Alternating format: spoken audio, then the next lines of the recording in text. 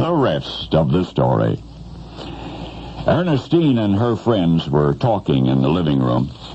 Suddenly all eyes turned toward the doorway, for there, gyrating furiously, apparently uncontrollably, was Ernestine's small daughter. Was something wrong? One of the house guests asked anxiously.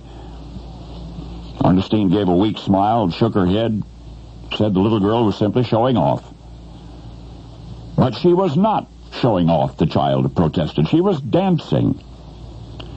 And yet unappreciated, as always, or so it seemed to her, the youngster was shooed away. Retreating to her room, she contemplated the cause of all of her trouble. It was her big sister, Barbara Jean. Oh, Barbara Jean was perfect. The perfect sister, the perfect everything, the smart one with the long, pretty hair and the, oh, so beautiful face. If only the little girl could just hate Barbara Jean, it might be easier somehow, and yet Big Sister was so very lovable that not even her jealous sibling could conjure antipathy, just a little resentment and a lot of envy. Mother and Daddy liked Barbara Jean best. Of that the child was certain.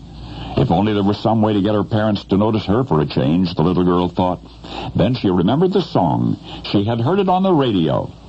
Her parents seemed to like it a lot, and so encouraged by the prospect of yet winning over her mother and her mother's friends, the youngster wiped away a tear of disappointment with the back of her hand. She marched back to the living room, and there, poised in the doorway once more, she gave out with a most dramatic version of the song they'd been hearing on the radio, Your Cheatin' Heart. Flash forward 4 decades. Barbara Jean, the elder sister, had accomplished everything that her family ever imagined that she would and more. She became a doctor, then a medical professor, and last autumn, she became the first African-American woman ever to head a United States medical school, Ohio University's College of Osteopathic Medicine. But something came of her younger sister's envy also. More specifically, of the little girl's determination to compete. For standing in the doorway of the family living room some 40 years ago and believing that no matter how long she lived, she would never be as pretty, she would never be as smart, she would never be as popular as her big sister, that child, in a desperate bid for her own mother's admiration, sang, Your Cheatin' Heart.